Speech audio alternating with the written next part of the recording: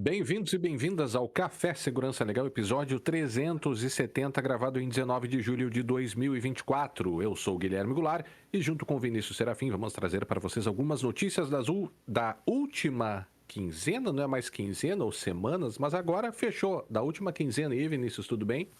E aí, Guilherme, tudo bem? Olá, os nossos ouvintes. Sim, o nosso. Isso. Como é que é? O nosso café ele é livre, né? A gente traz notícias da última semana, última quinzena, traz notícias se precisar de mais tempo, se for o caso, se for relevante. É o Exato, do café, né? contexto, né? É o momento do café. Pra gente se divertir um pouco. Esse, esse é o nosso momento. Pegue o seu café, a sua água, o seu chimarrão, sua bebida preferida e vem conosco para entrar em contato com a gente, enviar suas críticas. É muito fácil, basta enviar uma mensagem para podcast@segurançalegal.com ou, se preferir, também pelo @segurançalegal no Twitter /X e no Mastodon, no @segurançalegal, @mastodon.social. Já pensou em apoiar o projeto de Segurança Legal? Acesse o site apoia.se/segurança legal, escolha uma das modalidades de apoio e, entre os benefícios, você receberá lá o acesso ao nosso grupo exclusivo de apoiadores lá no Telegram. E, Vinícius, eu gostaria de destacar para os ouvintes, né, que o apoio para nós ele é bem importante, viu, pessoal? Porque, né, ajuda a manter todo o custo também, né, do podcast, enfim, e material e tudo mais, nosso tempo, também parte do nosso tempo. Mas é importante dizer que a gente teve uma mudança aí, né? Porque a gente recebia apoio pelo PicPay e pelo Apoia-se, muita gente migrou para o PicPay, só que o PicPay decidiu nos deixar na mão e muitos outros criadores de conteúdo, então o PicPay parou de receber apoios por lá. E basicamente o pessoal, a grande maioria do pessoal que foi para o PicPay não voltou para o Apoia-se, né? Então a gente pede, se você ainda não apoia, considere apoiar um projeto independente de produção de conteúdo, isso é importante, né? E também, se você apoiava, foi para o PicPay e não voltou para Apoia-se, considere voltar também a apoiar lá pelo Apoia-se. O seu apoio é muito bem-vindo e é necessário para que a gente continue mantendo esse projeto. Fica também a indicação do blog da Brown Pipe. Então, se você, algumas dessas notícias, se você quiser se manter sempre atualizado, fique lá, você consegue fazer lá o acompanhamento delas pela via do blog da Brown Pipe e também você consegue se inscrever no mailing semanal para receber as principais notícias aí toda semana na sua caixa de e-mails. É tão antigo isso, né, Vinícius? Mas enfim, no seu, Na sua inbox, na sua sua inbox. inbox, né? É, a gente deixa também a indicação da série de vídeos que começou com uma série de criptografia do Vinícius lá no YouTube, mas ele também já ampliou para alguns É, outros temas nessa semana. O que foi, Vinícius? na real, assim, a ideia é trazer sobre segurança da informação e tal. Agora eu tô vendo, eu tô todo descabelado. Isso aqui não é penteado novo, não, viu, gente? É escabelado mesmo. Você é jovem, Vinícius. Sou jovem, sou jovem. É. É o seguinte, a gente tá com aquela ideia de se aproximar mais, né, dos nossos, tanto dos nossos ouvintes, né, do Segurança Legal, quanto da comunidade do pessoal que estuda segurança da informação e tal. Então, como a gente tem essa veia, isso tá no nosso sangue, né, Guilherme? Essa coisa de ser Uhum. meio professor e tal. E juntando essa questão da gente se comunicar, aproveitando o canal do Segurança Legal que já existe há alguns anos, né, como podcast e também no YouTube, ah, a gente já a gente já estava pensando em fazer isso há algum tempo, que era falar um pouco sobre, assim, compartilhar informações ou sobre segurança da informação de uma maneira mais didática, bastante franca, né? E de tal forma assim que a gente ajude ainda mais a compreensão dessa área, né? E a pegada lá é ser uma coisa mais leve para eu conseguir fazer, uma coisa, ela não é, eu consigo ficar um pouco mais natural, digamos assim, tá? Ela tem um roteiro, mas não tem um roteiro muito fechado. Eu posso até mudar um pouco o caminho conforme o pessoal se comunica comigo ali, vai pedindo outras coisas, vai colocando dúvidas, então interage ao vivo ali comigo. E a gente já falou sobre criptografia, a gente fez 3 lives já sobre criptografia. Eu fiz uma agora, dessa terça-feira, foi sobre os objetivos da segurança da informação, que aliás a gente vai usar hoje aqui para ver o que é um incidente de segurança ou o que não é. Né? Muito bem. Eu comentei sobre isso lá e eu estou organizando uma outra agora sobre ataque, sobre ameaças, impacto, controle e vulnerabilidades, que vai ser, sem ser na próxima terça-feira, que eu não vou estar aí, na outra terça-feira. Né? E aí sim a gente vai avançando com os diversos assuntos aí, temas que nós temos planejado e que o pessoal pode eventualmente nos solicitar ali por meio do contato com segurança legal. E com o convite, então, para você que nos ouve também, se você já está nos vendo no YouTube, ou nos ouvindo no YouTube, é só ir ali no canal ao vivo, na aba ao vivo, que você Ao consegue vivo. ver os É. vídeos gravados pelo Vinícius.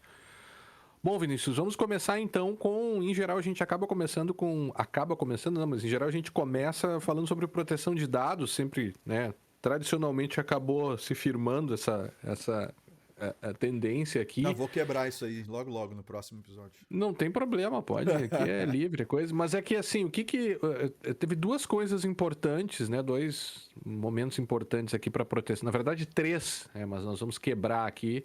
O primeiro é que se firmou, né, o dia aqui no Brasil, dia 17 de julho, como o Dia Nacional da Proteção de Dados, né? Tem até um projeto de lei que, salvo engano, acho que ainda não está na Câmara, mas foi aprovado no Senado, até onde eu me lembro, não fui atrás ali, mas é que fixava o dia 17 de julho como o Dia Nacional de Proteção de Dados, que é justamente o dia do aniversário do Danilo Doneda, nosso amigo Danilo, que completaria 54 anos hoje, em 2024. Então fica, né, enquanto efemérides aqui, né, Vinícius, assim como o pessoal do Não, xadrez verbal coloca. hoje é dia 19. Não, eu falei dia 17. Ah, Eu não tá, não, falei tu disse hoje. hoje. Tá, Não. Dia tá, 17. Ah, 17. sim, ele completaria 54 anos no dia 17. O Hoje é dia dia 19. 17. Hoje é 19, Mas sim. apenas para ficar marcada essa data aqui, que é uma data bastante importante aqui, né, para nós brasileiros, sobre o Dia Nacional da Proteção de Dados. Bom, o outro tema, ele é um pouco mais complexo aqui. Nós tivemos nessa semana o anúncio de uma ação bilionária do MPF e do IDEC contra a Meta. Então, ambas as instituições ajuizaram esta ação civil pública contra a Meta, buscando uma indenização de 1,73 bilhões de reais por danos morais coletivos. Eles publicaram, inclusive, a petição inicial dessa ação civil pública, uma petição inicial de 239 páginas. E teve como fundamentos principais aqui, e eu já vou colocar também, porque o ponto dessa ação aqui é que ela uniu na mesma ação argumentos contra a Meta e argumentos contra a própria ANPD. Então, o Ministério Público achou, né, entendeu ali junto com o IDEC, que eles deveriam também mover uma ação contra a ANPD, mas na mesma ação, que me parece que acaba sendo um problema processual ali, mas enfim, depois eu comento sobre isso. Então, quais foram, o que eu quero destacar aqui é os fundamentos principais da ação ou dos pedidos contra a Meta e contra a ANPD. O ponto principal aqui é que teria havido uma falha de informação nas alterações realizadas lá em 2021 no compartilhamento de dados do WhatsApp com outras empresas do grupo Meta. Isso ocorreu em 2021. Então, quais são os fundamentos aqui? É que essa falha de informação teria envolvido o fato de eles não terem informado adequadamente para os usuários quais os dados seriam compartilhados, quais as finalidades de compartilhamento desses dados entre as empresas do grupo e problemas também em relação às bases legais. Eles notaram que houve uma diferença na qualidade das informações da versão em português da política da versão para o inglês, né? Ou seja, a versão em inglês seria mais completa e a versão em português teria menos informações. Então, por conta disso, houve uma falha de informação, portanto, violando aí o princípio da transparência da LGPD, e por conta disso, somente este problema de falha da informação já seria o suficiente para, segundo eles, fulminar todos os tratamentos por eles promovidos. Depois, eles consideraram também que houve um compartilhamento de dados excessivo e desproporcional, violando, portanto, o princípio da necessidade, né? E também está relacionado com o fato da política não esclarecer adequadamente, então essas duas coisas estão juntas. Também envolveu a escolha de uma hipótese inadequada para o tratamento.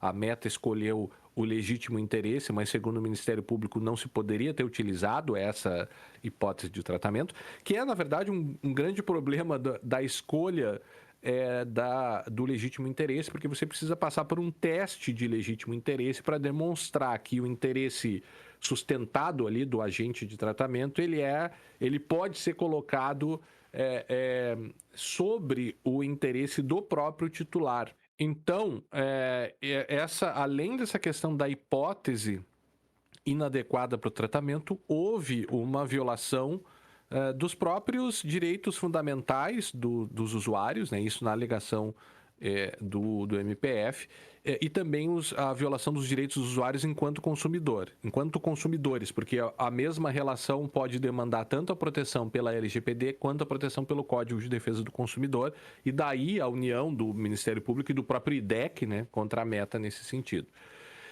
E aí, porque qual era o objetivo, na verdade, e os riscos que o Ministério Público e o IDEC colocaram? Que esse compartilhamento de dados irrestrito entre as empresas do grupo Meta permitiriam avançar sobre as possibilidades de perfilização dos usuários, de forma que você poderia conseguir pegar dados mais ampliados de localização, contatos frequentes, horários de uso, com quem você se comunica, mesmo que não envolva a mensagem, mas, poxa, saber com quem você se comunica é um negócio que pode trazer uma série de inferências adicionais ainda sobre o comportamento das pessoas, e isso aumentaria a capacidade ou possibilidade da Meta, por exemplo, vender mais publicidade, né?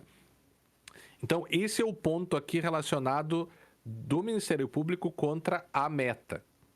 Só que o Ministério Público decidiu ir também contra a NPD diante do que eles chamaram de problemas institucionais e diante do fato de que eles, Ministério Público, apontaram que haveria violações da própria NPD nesse caso.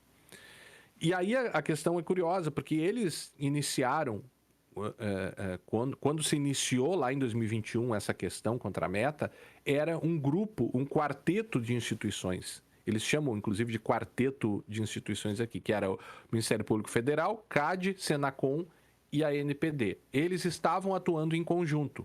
E essa é uma peculiaridade do nosso sistema brasileiro de proteção de dados, que permite, além da NPD, que outros órgãos atuem também, né? A lei abre essa possibilidade aqui, é uma peculiaridade, né? Talvez difira um pouco de outros países, mas enfim, é uma nossa peculiaridade, tanto que na época eles promoveram uma recomendação conjunta para o Meta.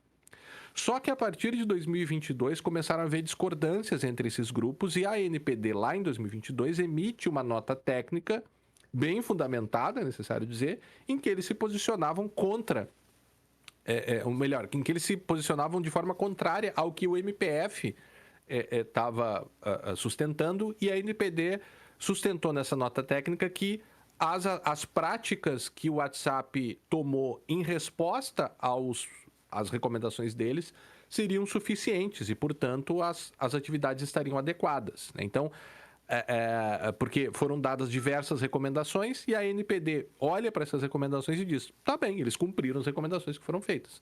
Só que o MPF, ao que tudo indica aqui da leitura dessa petição inicial, começou a discordar disso.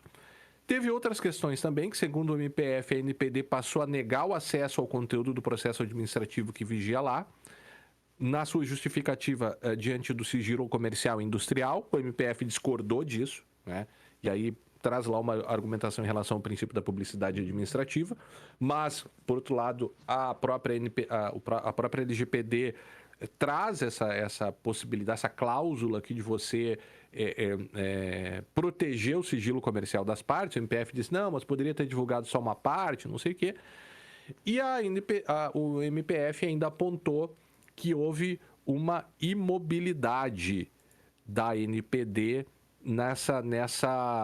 com postergação de análises, e que eles teriam deixado de investigar a fundo. E veja, tudo isso eu estou dizendo nas palavras do Ministério Público, né? Então, enquanto pedidos aqui em relação à NPD, eles, entre outras coisas, solicitaram, eles querem submeter ao judiciário a atuação da NPD, e ele recomendou que o MPF recomenda que se crie uma regra sobre sigilo nos processos administrativos para permitir o acesso mais aberto a esses processos administrativos. Então, basicamente, eu sei que eu estou falando bastante aqui, mas basicamente para colocar, porque a petição inicial é muito grande, né? Então vai ficar lá o link, você pode ler depois se quiser. Então, o que eu gostaria de terminar falando o seguinte aqui. Primeiro, que a gente não vai fazer nenhum juízo de valor aqui sobre o caso, a questão é muito complexa, né? Então a gente não vai se posicionar nesse sentido aqui. Assim, falta informação, né, Guilherme? A gente tá vendo de fora a coisa, né? Exato. Então, assim, falta um pouco de informação, porque o que dá pra ver claramente aí, eu li a matéria quando tu me mandou, né? Acho que faz uma semana isso, foi a semana Uhum. passada. O que dá pra ver claramente é que existe um conflito aí, existe uma discussão aí, né? Sim, entre Principalmente os órgãos, né? entre os órgãos, principalmente me parece MPF e a NPD. O IDEC tá ali Uhum. junto, mas eu acho que é mais MPF.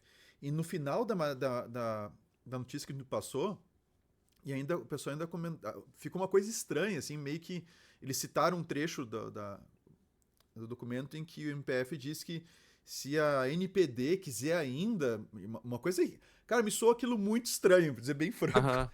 Sim. Se a NPD quiser ainda Fazer parte do pode polo ativo, do né? polo ativo, ou seja, é, meio que assim deixar entre aspas de ser ré para, né, Aham. para entrar no para juntar junto com a gente e contra o WhatsApp, né? Uhum. Então, é um pouco estranho, assim, eu não sei, é que eu não sou dessa área, né? Tu que conhece muito mais do que essa área, obviamente, pela formação e tudo. Mas não é uma coisa muito comum de ver escrito daquela forma, né? Eu achei estranho, Não, não, não. eu achei Eu aquilo estranho. eu também achei estranho. O que tá rolando Eu, ali? Eu fiquei eu pensando. acho.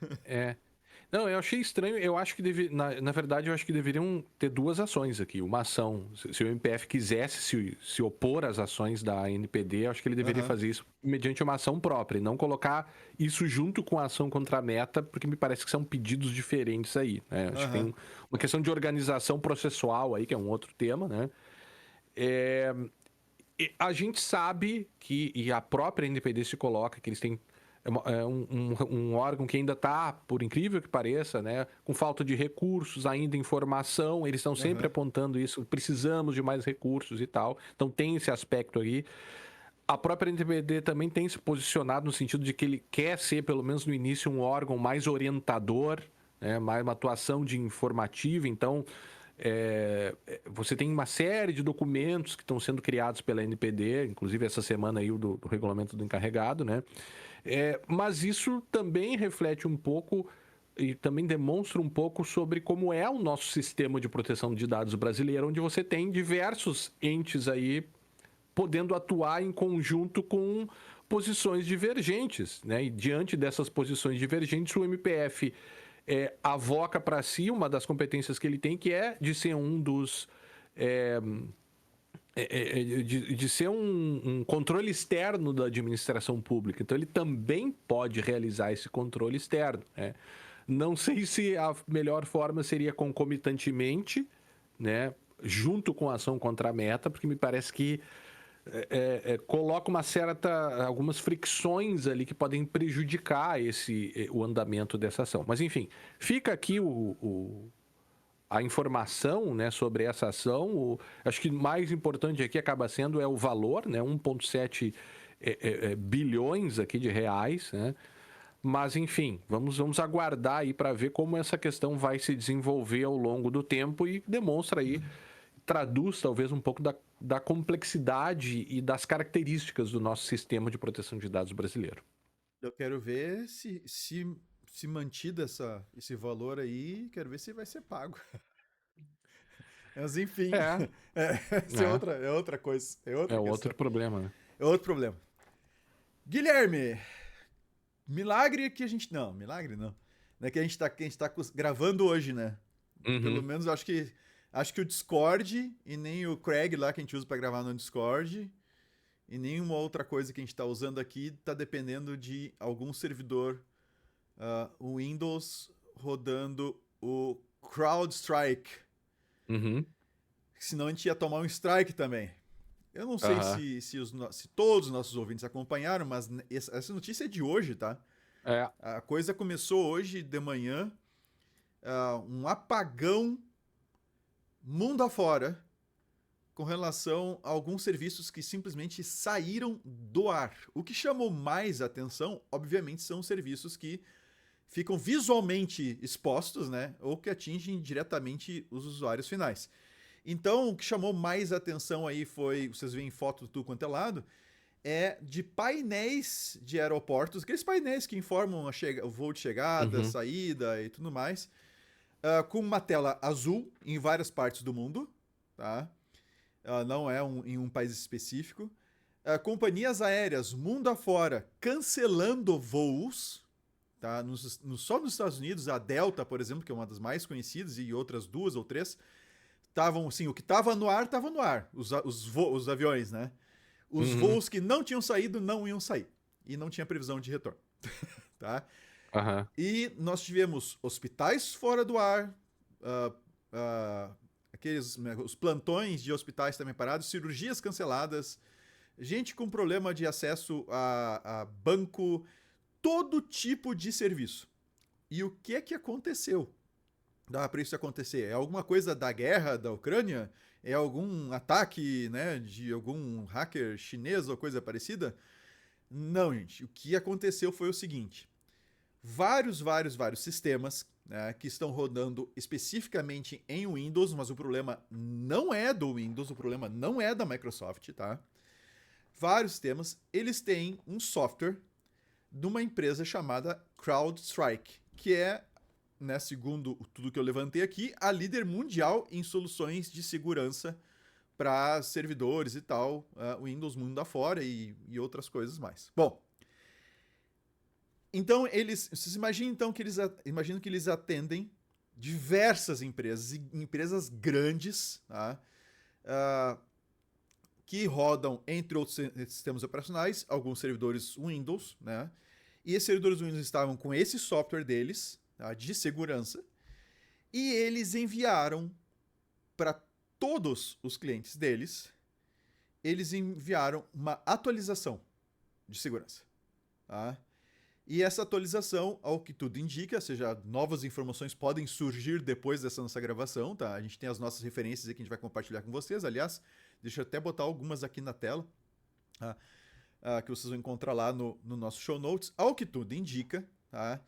Foi um driver que eles subiram e o driver ele não estava íntegro, tá? E aí esse driver, ao ser instalado nas máquinas, fazia com que o Windows, né, o Windows rebutava, né, com a instalação do driver e não subia mais. Aparecia uma tela azul, tá? A blue screen of death, né? A tela azul da morte. Aparecia que uma mudou tela... ao longo do tempo, né? Mudou ao longo do tempo, mas continua azul. Tá? Isso deve ter alguma relação com Grêmio ou coisa parecida, no ponto de vista negativo ou não. Eu acho que não. E aí... Sigo. E aí eles... e o sistema simplesmente sai do ar e a máquina não buta mais. Então vocês imaginem aí, talvez milhares, não se sabe ainda o tamanho, né, o alcance da coisa, a gente sabe dos efeitos, mas não quantos servidores foram atingidos por isso. Mas esses servidores Windows simplesmente não butam mais. Tá? Então buta entra na tela azul. Aí, cara, o que aconteceu? Então ficou um monte de gente fora. Então você imagina, hospital, banco, aeroporto, companhia aérea, não tem check-in, não tem, assim, um monte de coisa fora, tá? O que aconteceu? Como é que se resolve isso? Bom, já se sabe o que causou o problema, já se sabe qual foi o driver. O que deve ser feito agora é uma ação manual para remover o driver. Então, máquina por máquina atingido por esse negócio, vai ter que ter uma ação manual na máquina para remover o arquivo que está causando o problema e a máquina tem que ser rebootada. Em alguns casos são necessários até 15 reboots para a máquina voltar ao normal. Tô te falando, tá nas nossas notícias, não tô inventando isso, tá? Em alguns casos é necessário até 15 reboots até a coisa voltar para a situação normal que ela estava, tá? Bom, então dá para imaginar o tamanho da confusão que foi gerada. Está se falando em um maior incidente tá? Agora vamos entrar. Eu vou chamar de incidente de segurança, tá? O maior incidente de segurança que a gente teve em 2024 e dependendo, talvez, da história, talvez, né? Assim, em termos de escala. Mas duas coisas chamam atenção aí. Duas não, várias coisas chamam atenção. Uma delas, o pessoal está dizendo, a própria empresa está dizendo que não se trata de um cyberataque, tá? E não se trata de um incidente de segurança. Primeiro, concordo que não se trata de um cyberataque. Claro. Desde que aquilo que eles falam que é verdade, ou seja, eles cometeram um erro e subiram um driver baleado por Windows, tá? Então houve um erro, tá? Até tem uma trend no Twitter que é do pessoal que virou trend essa semana, hoje,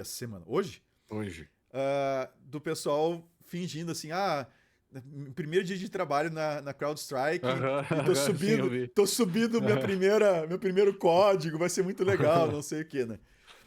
Então, concordo que não seja um ataque cibernético, porque não é alguém fazendo isso com uma intenção de causar um denial of service, uma negação de serviço, que foi efetivamente o que a gente está vendo. Ou seja, um monte de sistemas saindo do ar gera negação de serviço, afeta a disponibilidade desses sistemas. Bom, aí justamente voltando à questão dos atributos de segurança, que procura agora aqui no canal, depois de assistir agora aqui esse nosso episódio, lá na abinha ao vivo que o Guilherme falou, gravei a live de terça-feira, foi sobre atributos da segurança, objetivos da segurança.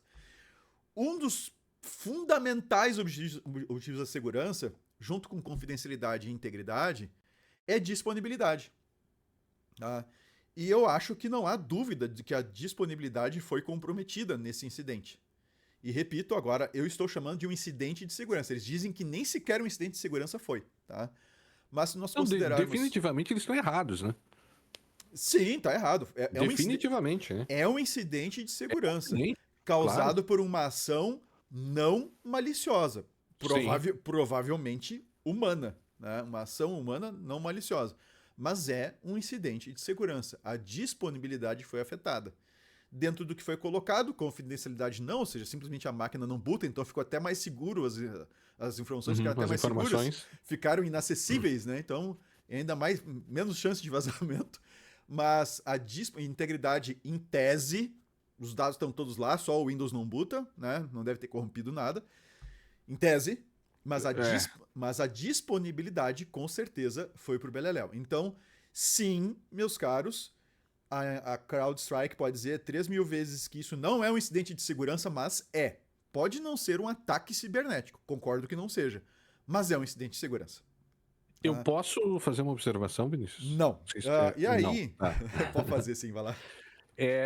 Eu acho que isso é um pouco um vício que na área de proteção de dados se tem, assim, né? Porque você precisa, para lidar com proteção de dados, conhecer bem os atributos. Né?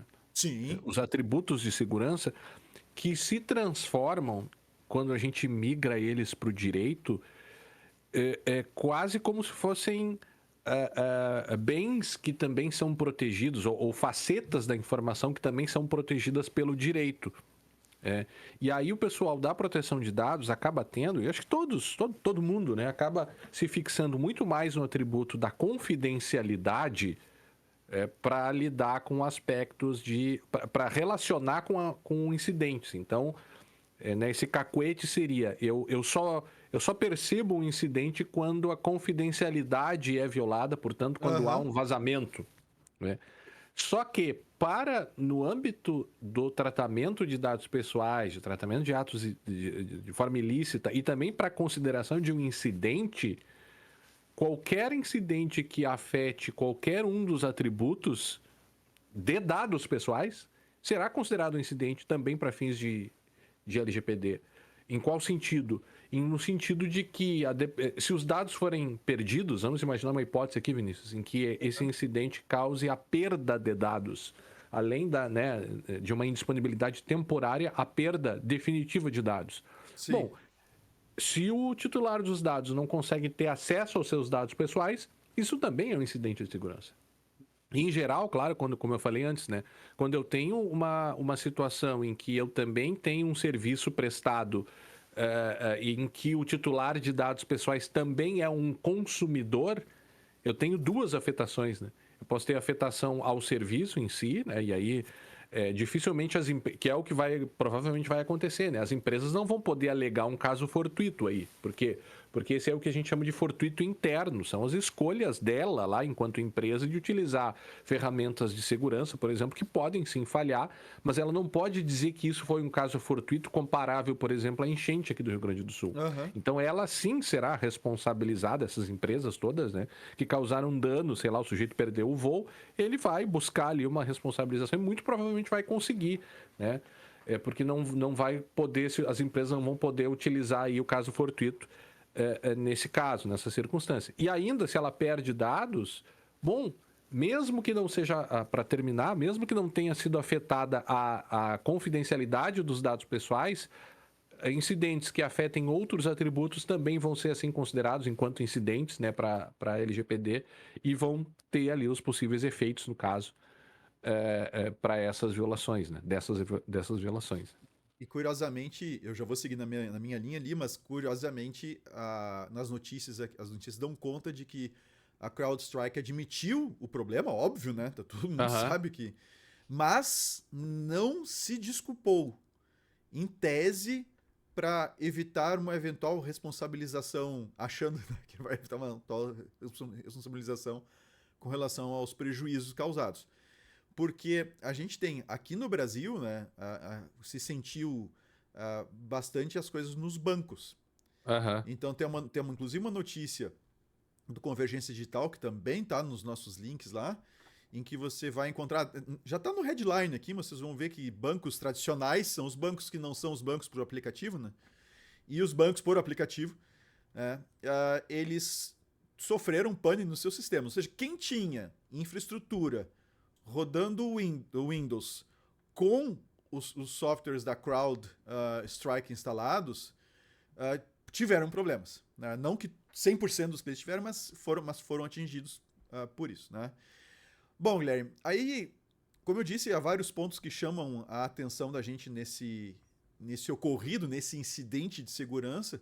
Então, um deles é o pessoal não querer chamar de incidente de segurança, quando na verdade é um incidente de segurança, inclusive para a LGPD, como tu bem falaste, porque atinge a disponibilidade dos dados. Um outro aspecto que chama atenção é para quando a gente pensa em ambiente redundante, né? Por exemplo, quem tinha máquinas Windows no GCP, ou na Azure, ou no AWS, onde quer que seja, ou até on-premises lá, para ter redundância, e tinha o mesmo software instalado em todos esses pontos e com as mesmas políticas de atualização automatizadas, né? Uhum. Perderam ao mesmo tempo todos os ambientes, né? Se eles foram atualizados.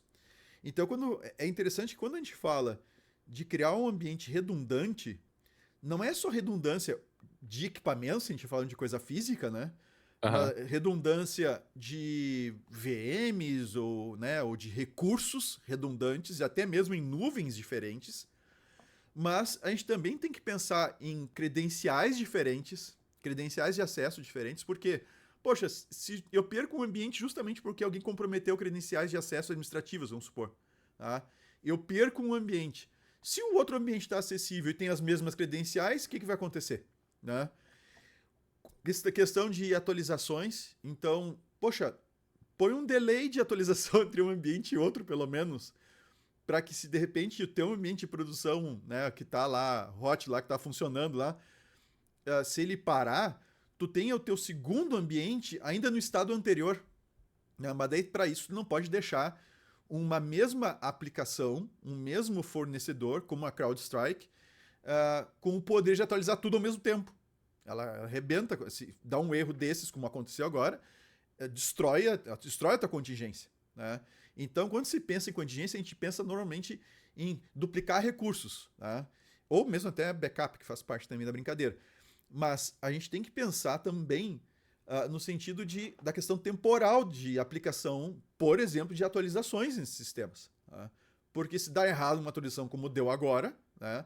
E eu estou usando a mesma solução de segurança em todas as minhas máquinas, eu vou perder tudo ao mesmo tempo.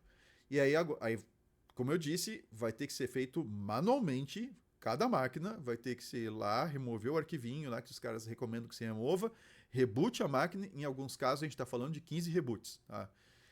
Então, assim, é um caso que chama atenção por esses vários pontos. Né? Desde o pessoal querer admitir ou não a questão do incidente de segurança, a gente entender essa questão de cadeia de suprimento, né? Quando a gente interliga vários ambientes numa mesma solução que mexe nesses vários ambientes ao mesmo tempo, e a questão de segregação de ambientes. Né? E outra, né?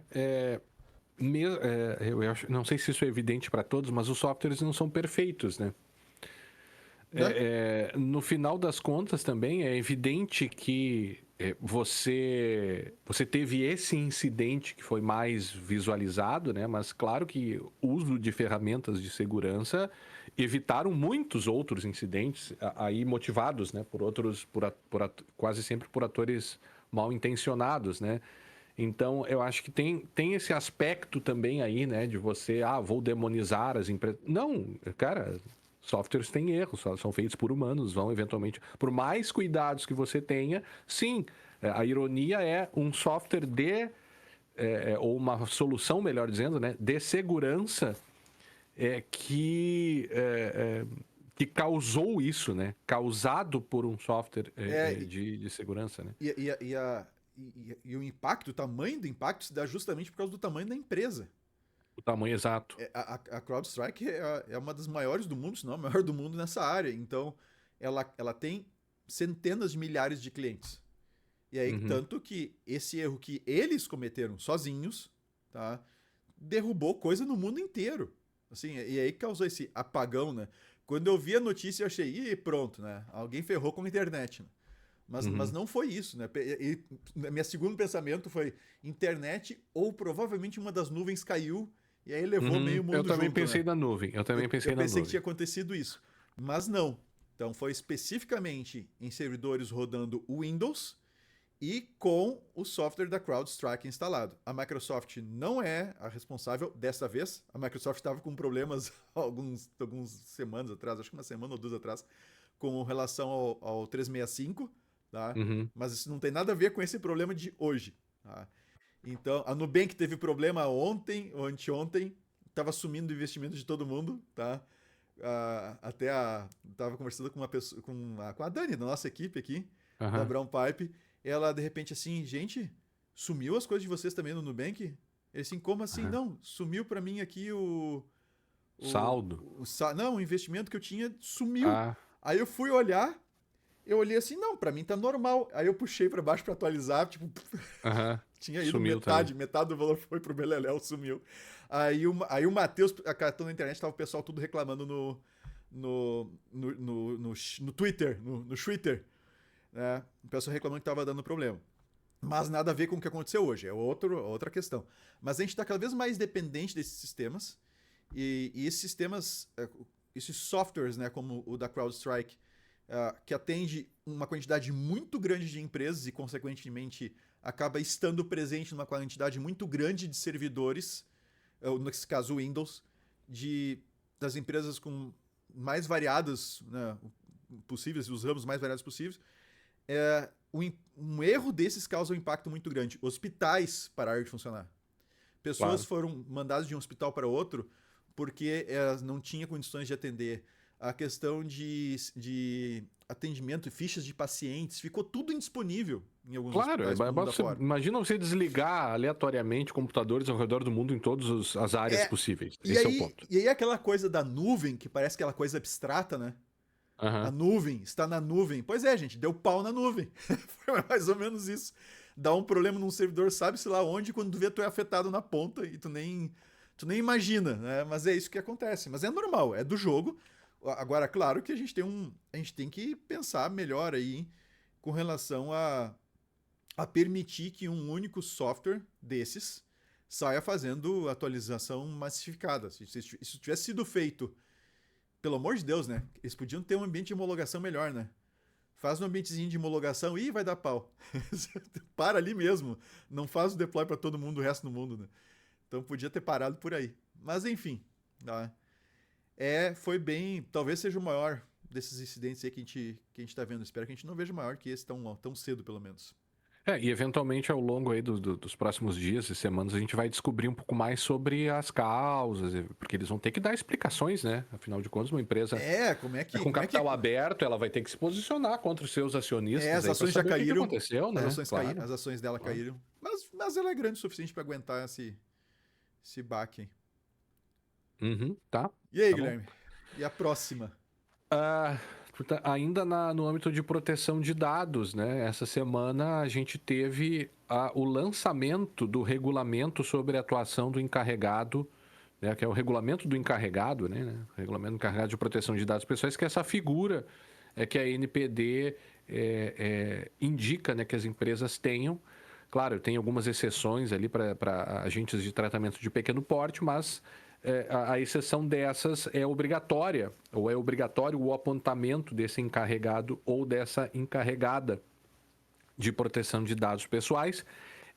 O teor dessa resolução, né, desse documento, né, ele não é novo porque isso já estava em consulta pública, então a gente já tinha mais ou menos algumas pistas ali do que viria, né? Essa consulta pública, enfim, vem a NPD, analisa e consolida esses dados. A gente tem aqui um documento de 21 páginas, né?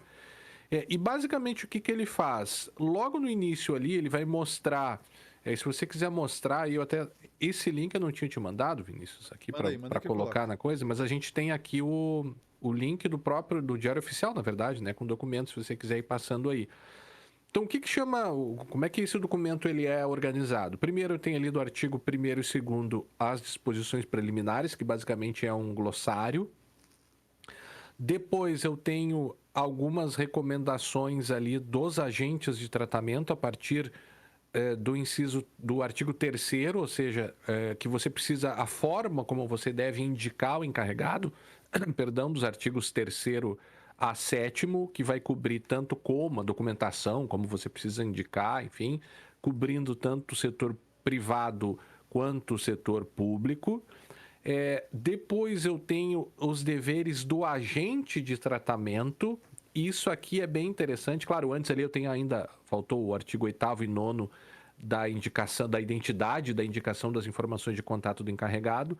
Mas é interessante a gente ver que, além de lidar com as atribuições do encarregado, esta regra também traz atribuições para os agentes de tratamento que contratam o encarregado. Ou seja, o encarregado vinculado sempre a um agente de tratamento, esse agente de tratamento precisa cumprir alguns deveres para, entre outras coisas, permitir basicamente o trabalho do encarregado. Essa é uma questão muito interessante, Vinícius, e sobretudo lá fora, eu digo lá na União Europeia, a gente tem uma série de decisões, inclusive no blog da Brown Pipe, aí você, né, até não peguei aqui, mas tem algumas decisões no sentido do agente de tratamento ter sido responsabilizado por não fornecer os meios necessários para que o encarregado trabalhe.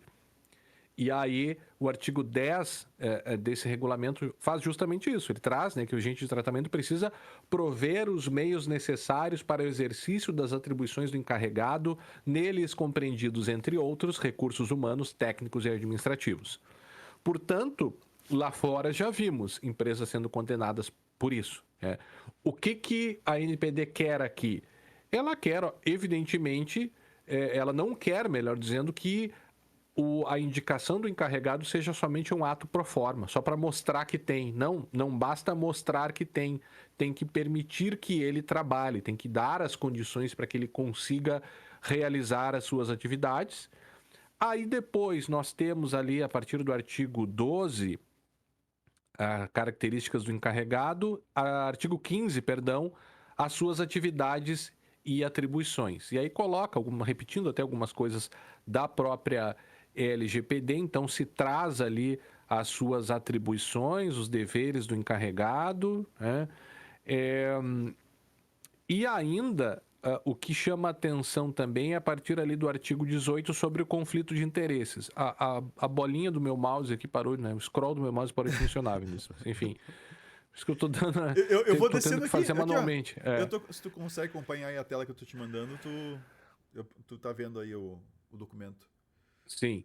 Então, que é um outro ponto também muito tratado nos documentos europeus, enfim, no Article 29, lá o EDPB, European Data Protection Board, decisões, ou seja, que eu preciso, além de permitir e trazer os meios para que o encarregado trabalhe, ou seja, não é só pro forma, não basta eu nomeá-lo e não dar os meios para ele trabalhar, a NPD está dizendo não faça isso, né?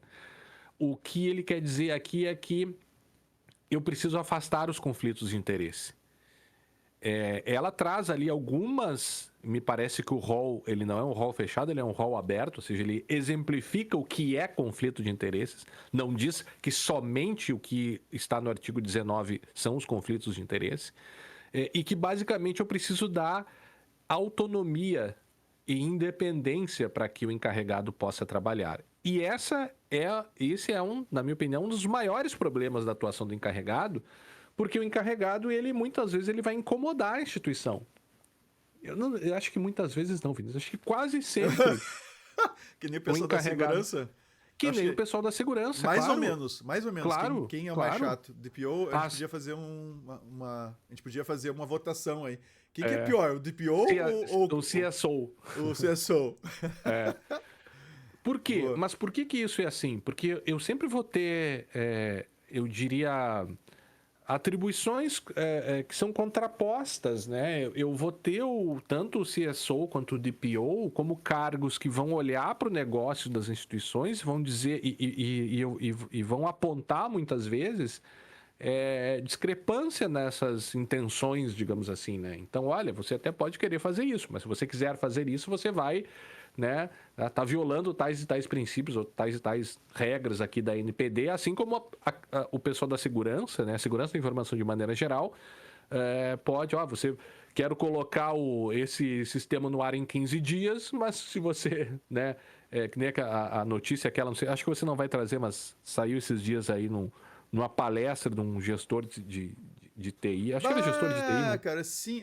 Eu queria ter comentado. Eu esqueci daquilo, cara. Mas Procura depois calma traz que eu aí. puxo aquilo e trago pra nós aqui. Para aí que eu vou achar aquilo. Claro, aquilo ali até tomou áreas quase assim de piada, né? O sujeito diz, não preciso uma falar com a piada. TI, eu agora simplesmente coloco no Eu ar. vou botar, deixa que eu vou trazer aqui. Peraí que eu já Tá. trago e comento assim, bem tranquilo. Então, eu acho que um dos pontos mais importantes aqui, tudo é importante aqui, né? Claro, a questão dos deveres dos agentes é importante, promover os meios, mas também evitar conflitos de interesse. Esses conflitos de interesse, sobretudo, vão se dar quando eu tenho conflito entre as atribuições, né? Então, por exemplo, o CSO e DPO sendo a mesma pessoa, o gestor de TI sendo o encarregado, ou seja, eu teria conflitos de interesse. Aí o parágrafo único do artigo 21 diz como eu devo afastar, mas o fato é que eu devo afastar, né? Há muitas outras áreas que lidam com o setor bancário, por exemplo, tem regras do Banco Central para lidar com conflitos de interesse, não somente nos aspectos de segurança e proteção de dados, mas também nos aspectos gerais da atividade bancária e financeira de maneira geral. Eu posso ter muitas situações de conflitos de interesse, e aí quando eu expando isso para a conformidade bancária, eu vou ter questões como insider trading, o cara se utilizando de informações para ter ganhos pessoais, né? Então, eu acho que coloca-se agora e complementa-se agora com essa norma a atividade desse cargo tão importante que é o cargo de encarregado de proteção de dados pessoais, né? E aí as empresas precisam ficar muito atentas a essas novas regras aqui, né? Justamente para, repito, além de afastar o conflito de interesses, não basta definir o encarregado, você precisa permitir que ele trabalhe. E é muito comum a gente ver empresas que não permitem que o encarregado trabalhe, né? Então, acho que fica aí a notícia, alguns dos itens dessa resolução e o convite para aqueles que nos escutam de dar uma olhada no documento e de uma forma bem crítica, observar se a tua empresa está tratando e lidando adequadamente com essa questão do encarregado. Perfeito, Guilherme. Guilherme, eu vou fazer o seguinte, para não... Eu vou comentar rapidamente a questão da Rockio e vou trazer daí o vídeo que eu estou com ele separadinho aqui, tá? Que é interessante a gente trazer para emendar. No final do último vídeo que eu gravei sobre atributos de cibersegurança, da última live, né?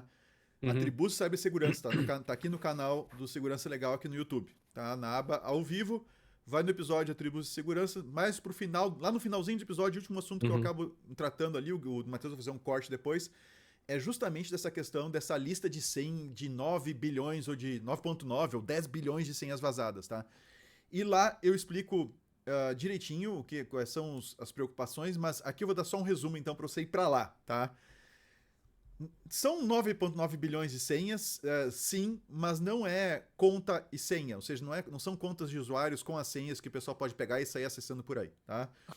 São 9.9 bilhões de senhas que vazaram em algum momento, diversos vazamentos diferentes.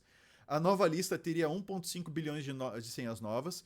E por que eu estou falando teria ou seriam, tá? Porque eu baixei essa lista, eu fui olhar o que tinha lá dentro, tá? Eu já conhecia versões anteriores dela e tem muita coisa lá que não serve para nada.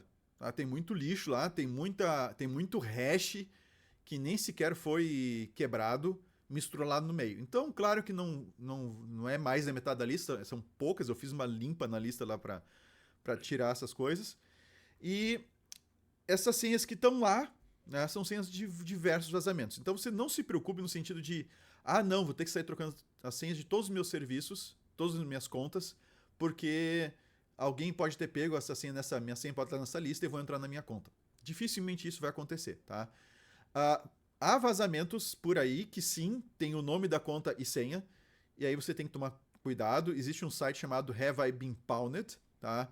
Eu vou colocar o site aqui para vocês verem, mas eu vou colocar também no show notes. Tá? Deixa eu compartilhar aqui a tela ligeirinho. Nesse site que você coloca o seu endereço de e-mail e ele lista para você quais foram os vazamentos nos quais o seu e-mail aparece. Tá? Uhum. Então é interessante, se apareceu aí, sim, é bom que você troque a senha, principalmente se você estiver usando a mesma senha em vários lugares, tá? Essa lista que vazou, etc. Não é que vazou, ela foi compilada de vazamentos, tá? Essa lista, ela é bastante útil para um atacante fazer quebra de senhas de novos vazamentos, tá? Então, vazou lá o banco de dados de um sistema, de um site ou coisa parecida, o atacante vai pegar essa lista Rockwell 2024 e vai usar essa lista para tentar descobrir as senhas que estão ali naquele vazamento, tá? Então, essa é a resposta rápida. Quem tem que se preocupar com isso é quem desenvolve o sistema e tem algum tipo de vazamento e a maneira como protege as senhas. E isso tudo eu explico no finalzinho do episódio Atributos da Cibersegurança, que está no nosso canal no YouTube. Ok? Posso só fazer uma observação outra aqui, Vinícius, que eu abri o meu Twitter aqui, logo veio uma... Na verdade, estava numa aba, eu não fui ver o Twitter enquanto você estava falando, eu estava trocando eu de sei que abas. tu tava Tá? dando... Eu faço a mesma coisa que tu tá falando. Pode. E aí tinha né, uma conta aqui, Felipe Regatio, que foi respondida pelo Diego Aranha, por isso que mostrou aqui, que ele fala que teve um apagão tecnológico porque a Microsoft lançou um update. Acho que talvez ele esteja desatualizado aqui, enfim, ou acho que a gente não é, mas me parece que já está definido que não foi a Microsoft. Não foi a Microsoft, sim. E ele diz, mais de 90% da infra de sistemas de tecnologia está em Linux. Que estamos vendo no máximo um tropeço tecnológico. Se um dia a kernel Linux fizer um update, aí ele usa um palavrão aqui, aí sim teremos que nos preocupar. Aí o Diego Aranha diz, a diferença fundamental hoje em dia é que o Linux está no back-end. Depois de consertar, os serviços voltam rápido, ver os apagões da Amazon. Apagão generalizado no Windows nas pontas força o conserto de cada máquina individualmente, foi um pouco o que você falou antes, né? Dito isso, penso que a arquitetura de sistemas Unix impede essa lambança de software proprietário de segurança rodando em espaço de kernel. Tanto porque precisa menos, quanto pela separação mais rigorosa entre kernel e userland, systemd está vagarosamente degradado nessa vantagem, diz o Diego Aranha, é claro. Né? Assim, eu vou respeitosa. Um abraço, Diego Aranha, nos ouvindo. Mas assim, eu vou discordar um pouco porque é o seguinte, tu pode... Esse software, o CrowdStrike, quando instalado, ele precisa de acessos de... admin. Assim, de admin, né? Não, de acesso de baixo nível no kernel, né? Provavelmente até a Ring 0, talvez. Mas enfim. Mas não é impossível, é bem tranquilo, tu dar esse tipo de acesso um software no Linux. Então, de repente, aconteceria a mesma coisa, vamos supor, tá? Que a CrowdStrike oferecesse um módulo lá para Linux, certo? Uhum. E um módulo vinculado ao kernel, tá? Carregado junto com o kernel. Então, claro que o kernel tem uma série de separações, uma série de mecanismos de segurança e tal, mas se o usuário quiser, se o cara quiser dar acesso, ele vai dar. E amanhã ou depois dá um pau qualquer desses e o cara mete a mão num kernel, mete a mão num módulo e a máquina deixa de botar. Quantas vezes, Guilherme? Quantas vezes? Nós somos usuários de Linux há muito tempo. Há Uhum. muito tempo. Quantas vezes já aconteceu de um software meter a mão num módulo do kernel e ferrar com boot? Pra mim, Não, nunca. nunca? Nenhuma vez? Ah, não, nem vê.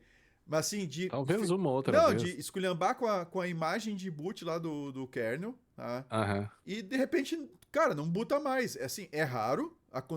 Pra mim aconteceu algumas vezes, né? Uhum. Mas às vezes que acontecia exigiu uma ação manual para voltar a coisa. Então, tem a possibilidade, desde que se instale um único sistema que tenha acesso, né, às funcionalidades mais fundamentais ali do sistema operacional e possa modificar essas coisas de alguma maneira, a gente tem risco, sim, de um problema massivo envolvendo diversos servidores. É Não, só... eu acho que ele não diz que não há risco, né? Ele diz que há uma. Ele diz que impede essa lambança de software Não, proprietário não, de é... segurança rodando em espaço de kernel. Tanto Assim, porque precisa menos, quanto pela separação mais rigorosa entre o kernel e o userland. cara, se colocar um software que gerencia um monte de máquina Linux, proprietário ou não, que tenha possibilidade de mexer como root lá nas máquinas, ele tem sim o potencial de causar um problema idêntico, sabe? Talvez a gente esteja falando de coisas diferentes, mas Uhum. ele tem um potencial, assim, é só tu instalar, cara, é só tu instalar o software em tudo que é a máquina Linux que tu tens e esse software ela se gerencia pacotes, pronto. É só essa funcionalidade. Aí tu caca na hora de instalar um pacote de kernel lá, uma atualização de kernel, um Linux Image da vida, pronto, a máquina não boota mais. E aí? Eu Ação tô me manual lembrando em aqui, todas os elas. problemas que eu tive foi que a minha partição lá do boot era muito pequena e aí quando eu enchia ele não botava mais. Lembra disso? Assim, Não tem mas nada a aí que ver com essa tá. história. Não, assim, não é por um processo de Claro. gerenciamento. Mas nota que isso aí é uma cacaca da atualização ali do kernel, que o Ubuntu faz isso, eu não verifiquei se outros fazem isso, mas ele vai mantendo, tem dadas situações ali que ele vai mantendo versões do kernel que não estão sendo utilizadas, Uhum, sim, e isso sim, acaba entupindo o barra boot, e depois o negócio não boota, dá um pau na atualização do kernel lá e não vai mais. E claro. aí exige uma ação manual. Então, se tu tiver um gerenciamento centralizado, com acesso a tudo quanto é máquina, com a capacidade de modificar o sistema operacional de alguma maneira, tá? Algum parâmetro do sistema operacional, pacote, alguma configuração de rede ou qualquer coisa desse gênero, e o negócio espiroquear lá, os caras mandar um pacote, um script com um erro, por exemplo, ele vai tirar tudo do ar. Massivamente também. E como o próprio Diego Moreira vai ser pior ainda, porque vai ter muito mais máquina atingida. Se Sim, pensando enquanto infra, né? Enquanto num Linux na único infra, fornecedor, no back-end. num único fornecedor que consegue, por sua conta própria, disparar uma atualização massiva nos servidores dos seus clientes, que foi o que a CrowdStrike fez, tá? Mas enfim, né? Acho que tem bastante coisa aí. Tá, Bom, tá. fala. Não, pode ir, pode ir. Tá, eu vou trazer então, a pedido. Eu tinha esquecido disso aqui, Guilherme. Falei pra gente comentar, ainda bem que tu Tá. lembrou, que isso aqui, meu Deus, deu pano pra manga, tá? Deixa eu baixar um pouquinho a tela pra aumentar aqui, ó. Isso, assim, ó. Eu vou ligar o áudio. Eu espero que ele fique. Ah. Ah, eu não vou conseguir botar o áudio aqui, Guilherme. Tá, Eu vou ter que compartilhar. Vamos compartilhar o link, tá. tá? Eu vou largar aqui Mas só pro diz Guilherme. o que foi Tá, um evento de TI. cara, foi o evento que vocês estão vendo aí. Foi um evento da Feberbantec 2024, tá? Um consultor da Caixa Econômica, um cara que presta consultoria para a Caixa Econômica Federal, por esta razão, tá? Foi falar sobre inteligência artificial, tá? Acho que ele meteu os pés pelas mãos, sabe? Porque falou muita bobagem e o pessoal teve gente que se estressou, tem gente que é palhaçada, que é piada, tem gente que ficou... O sindicato dos... Como é que é? Dos processamento de dados Sim, lá, sim, lá de São Paulo, entrou em comunicação... sim, de PD, né? O SindPD, acho que é. Mandou um comunicado para a Caixa, e a Caixa se manifestou, dizendo, olha, não concordo com isso e tal, e o pessoal começou a criticar o sindicato, e outros não, é uma zona, tá? Mas o que interessa disso aqui é o seguinte, me chamou muita atenção, o consultor colocou o seguinte, que com o IA, ele tirou, são palavras minhas, tá? Resumindo o que ele Palavras falou dele. ali. Não, Não, palavras dele. a maneira como eu vou colocar. Ah, sim, mas você está É o que repetindo ele o que ele falou. falou, não é o que você pensa, né? Não, não é o que eu penso. Mas a ideia dele, as palavras, como eu tô colocando aqui, são minhas, tá? Você pode conferir o quanto fiel estou sendo à verdade olhando você mesmo o vídeo depois, tá? Ah, Ah, que ele disse? Que com o uso de IA, ele estava tirando a TI do loop, né? Então, assim, ele conseguia resolver as coisas diretamente, sem se preocupar com compliance, proteção dos dados e não sei o que. Em vez de ter que pedir uma coisa para a TI e levar 15 dias para ver se pode, se a segurança permite, se proteção de dados dá, se vai ter o compliance, não sei o que, ele estava furando isso, usando IA e dando os dados direto para IA e tal, sem ter que se preocupar com a TI. Isso gerou, a galera ficou um com aspecto. razão, né? É que um aspecto, a pessoa ficou bravo porque os profissionais de TI estão sendo desrespeitados e tal, concordo, etc. Acho que esse é um aspecto, ok. Mas o que mais me chamou a atenção foi um cara que dá consultoria para um banco falando que ele tá mandando o compliance às favas. Tipo assim, É, assim, mais ou menos isso, né? Ele disse, ele disse, não, mais ou menos não. Ele ele disse disse isso. isso. É, Tá? Então, assim, nesse negócio de compliance, de uso de dados, não sei o que, a gente pega e faz. E depois a não gente faz põe. sentido. Esse negócio de segurança, a gente põe a funcionar e depois a gente vê o que vai fazer. Cara, eu É, dizia isso como piada nas minhas aulas de segurança da informação. é, Como piada. E esse cara aí, ele é tipo, é a personificação real né, dessa piada, que é esse lance de dizer que, cara, compliance não importa, segurança não importa, a gente faz, põe a rodar, depois a gente vai ajeitando. é. É assim, ó, palmas para o profissional. Mas É. eu acho que isso entrou, velho, eu quero falar sério sobre isso, assim, porque é engraçado, né? Claro, mas pelo absurdo, mas eu acho Sim, que pelo absurdo mesmo. é, esse senhor, eu acho que ele sabe que as coisas não são assim num primeiro momento, mas ainda assim ele verbalizou algo, e aí eu acho que esse é o ponto, né? É como as pessoas às vezes se traem, a depender do ambiente que elas estão, né? Mas as pessoas Aham, se traem dizendo é o ato falho, entendeu? aham, Sabe aham. quando você sabe que você não pode dizer aquilo, ou Mas mas você ainda acredita no assim ele contrário diz. e você diz, Aham. né? Por que que eu acho que isso é sério? Porque está errado, o que ele falou vai descumprir. Veja, ele não está falando num mercado não regulado, ele está falando num evento que lida com um mercado ultra regulado, inclusive em segurança da Eu ia informação. dizer altamente, mas sim, tu falou ultra, tá Totalmente mais. regulado. Sim. Então, se ele está dizendo isso, ele está colocando as instituições ali envolvidas num problema regulatório de descumprir regras do agente regulador, que é o Banco Central. Então, tem esse problema, né? Agora, acho que o problema maior aí é que Ah. ele eventualmente está representando o que muita gente pensa. Mas sabe que pensa, mas sabe que está errado. E sabe que não pode Mas, fazer. Guilherme, e tu quer ver como é bem fácil perceber que tá errado? Tu pode fazer um exercício, pode ficar só no exercício. Agora, se você quiser fazer na prática, faça, tá? Depois chame a Brown Pipe para ajudar. Que é. Não, não, não, não. Não, que é, Ninguém vai. siga o exemplo, siga literalmente o que ele tá dizendo para fazer. Põe sistema no ar sem testar.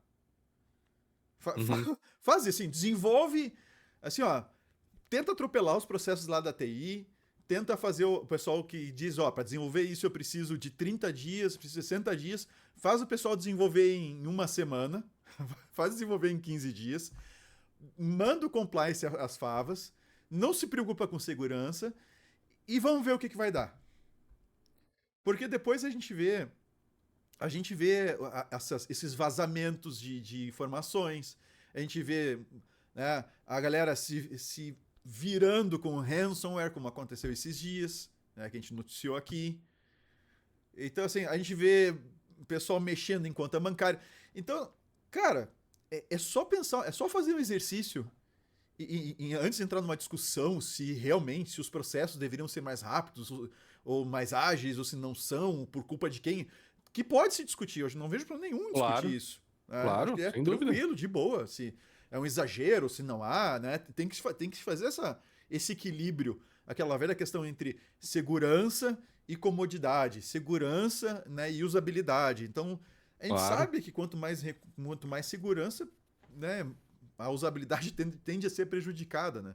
Ah, tem que usar biometria. Aí tem que confirmar não sei o quê. Eu faço uma compra no site, tem que ir lá confirmar no celular. E não sei, tudo isso são mecanismos de segurança que de alguma forma me atrapalham na hora de fazer uma compra. Que bom seria se eu dissesse, não, o número do meu cartão é 1234, pronto, compra feita.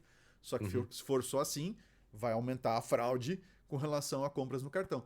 Então, ah, ah, pode-se discutir isso. Tá? Agora, achar, ou seja, quando o cara coloca uma ideia dessas de vamos fazer tudo de qualquer jeito e depois a gente vê para consertar, é só para é só parar e pensar um pouco assim, tá, eu vou fazer isso? Sim, Mas eu vou cara. destruir o negócio, né? Não, assim, talvez talvez possa alguém mais inconsequente pensar assim, não, se der problema não é meu problema. Aí talvez o outro pense, não, cara, se isso estourar vai ser no meu colo. Não, eu não vou querer fazer isso. Então, é, é, é só raciocinar um pouco, cara, porque não faz sentido o que esse cara tá falando. Ele tá, Na minha. ele tá falando de É, expor as empresas a um risco de segurança e regulatório, é, assim, absurdo.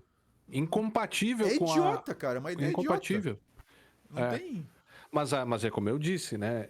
No meu ponto de vista, assim, é você. Do ponto de vista jurídico, é um absurdo, porque você tem regras obrigatórias para serem cumpridas, e aí. Ah, mas a empresa vai decidir descumprir regras obrigatórias? Claro que nenhuma empresa, sobretudo regulada, vai dizer que quer descumprir voluntariamente. Aham. Mas talvez, e eu espero que ele seja o único, mas acho que não é, ele simbolicamente ele traz, e eu acho que por isso que é mais sério, Dá, o que dá voz muita a um, gente pensa. dá voz a uma forma de pensar, né? Exato, porque lá no dia a dia faz isso sabendo que está errado, mas depois chega e diz, não, a gente tem que ver o compliance, olhar para a LGPD, né? É um pouco uma relação com a questão do encarregado, né? Ou seja, não basta eu ter encarregado, eu tenho que dar insumos para ele trabalhar, eu tenho que dar meios para ele cumprir a sua atividade, né? Acho que esse é o ponto, né? Guilherme, olha só, cara, vamos subir no avião. Vamos aí a uns 2.000, 3.000 metros de altitude. Tu pula, aí depois eu vejo paraquedas pra ti. Mas Uhum. vai firme, pula. Então, assim, tu descumprir demandas regulatórias, tu não se preocupar com a segurança, depois que tu pulou, depois que a coisa tá rodando, e aí tu se dá conta que tá sem o paraquedas no momento que tu precisa, ah, aí bate o desespero. Como é que eu vou botar esse paraquedas no meio do caminho? Porque no momento que dá um incidente, no momento que dá qualquer confusão relacionada a um sistema que tem algum tipo de vulnerabilidade que não foi tratada ou alguma falha no cumprimento de alguma demanda regulatória, quando tu tá respondendo a coisa, tu começa a pensar, por que eu não tive isso? Por que eu não. Meio como quando tu se pergunta assim, por que eu não fiz o backup depois que tu perdeu o teu HD inteiro em casa, saca? Sim, sim. Podia ter feito um backup? Podia, mas agora não adianta mais nada, entende? Agora tu vai ter que se virar, ver o que tu consegue recuperar ainda, ver o que dá para fazer. Então, realmente, cara, segurança, cinto de segurança tu põe antes, né, de um acidente, não põe depois, né? Então, e um paraquedas tu põe antes de pular, tá, gente? Não É. depois. Tem gente que faz depois, tem, Não, né? eu nunca saltaria de paraquedas. Nem antes. Então nem isso como. nunca vai, né? Não sou o cara de esportes radicais. Não, Eu não quando vou tanto fazer também. o seguro de viagem lá e pergunta, vai fazer esportes radicais? Eu Não, marco, não. não. E não vou fazer mesmo. É o último, bungee jump, essas coisas assim, né? Radical para mim, andar, elevador para mim já é radical. Ah, Bom, a minha última aqui, Vinícius, seria manda. como os países identificam as fake news. Opa. Na verdade, foi um relatório um estudo feito pela OCDE que investigou, que buscou investigar essa questão da desinformação de maneira geral, né, da verdade. E eles, com base nesse estudo que foi feito em 21 países e que investigou, né, que analisou ali, o comportamento de 2.000 pessoas, claro, é um tipo de estudo muito difícil de fazer, porque identificar ou não fake news depende de uma série de variáveis diferentes, né? Então, é algo difícil de se medir, mas eu acho que eles foram bem aqui, né? Porque, veja, o primeiro problema aqui não basta a questão de uma atuação maliciosa dos seus emitentes. Envolve também as condições nas quais a desinformação vigora, né? E isso envolve até mesmo a própria questão da formação das pessoas, né? Então, eu te mandei um link aí para mostrar bem no fim, tá, Vinícius? Só para a gente tá combinando ao vivo aqui, porque eu caí nessa aqui. Hoje eu caí nisso aqui. Eu fiquei apavorado quando eu vi. Tá, me Então, diz quando eu devo mostrar, então. Tá. Então, o que aconteceu? O que eles acharam ali nesse estudo, né? Algumas coisas. Primeiro, é que a capacidade de você perceber ou de identificar conteúdo falso ou enganoso não está correlacionada à capacidade que você acha que tem. Esse é um primeiro ponto. Ou seja, às vezes as pessoas acham que são muito boas em fazer isso, mas essa autopercepção que você tem de ser bom nisso ou não afeta a realidade do conteúdo, né? Eu acho que talvez seja um pouco um Dunning-Kruger, né? Quando você acha que você é bom naquilo, mas nem sempre você é, né? O desconhecimento, né? Então, e no final das contas, acaba sendo, né? A regra acaba sendo de que as pessoas acham que elas são melhores em identificar fake news do que a sua capacidade real de identificar. Esse é o primeiro ponto medido, Tá, primeira questão que eles chegaram à estou me conclusão. assustando, mas continue. Não, porque eu, por exemplo, me acho uma pessoa boa em identificar isso, né? Apesar de ter caído nessa que eu te mandei aí. Depois, as pessoas identificam melhor situações de sátira do que de desinformação contextual. Aquela coisa de você pegar uma informação verdadeira, dobrar ela, ou omitir um pedaço, ou virar a informação para dizer uma coisa contrária do que ela quer dizer, né? O tema do conteúdo não afeta a capacidade de identificar a sua veracidade. Isso eu achei muito interessante, viu? Porque às vezes a gente é alertado pelo tipo de tema, né? Pô, quando for essa questão política, que de repente eu tenho que tomar um pouco mais de cuidado, mas nem sempre isso não é verdade, né? Segundo ele colocou aqui, né? O que mais que tem uma série de dados que eu tinha colocado aqui, enfim. Claro, ainda tem as questões metodológicas a se avaliar, eles mesmos colocam ali, né, que a interface do estudo simulava postagens de mídia social, o que poderia afetar a própria forma como os participantes avaliavam esse conteúdo, né? E eles chegam à conclusão de que compreender a fonte das notícias é importante para estabelecer as estratégias, ou seja, no final das contas, como é que os grupos da OCDE, né, os países da OCDE vão lidar contra isso. E aqui eu vou ler um pedacinho que eu separei aqui, que eu achei interessante também. Países com as maiores porcentagens de entrevistados que obtêm suas notícias das redes sociais têm pontuações gerais mais baixas no Truth Quest, é o nome dessa... Né, da medida que eles fizeram. Inversamente, países com as maiores pontuações no Truth Quest também têm as menores percentagens de pessoas que obtêm suas notícias pelas redes sociais.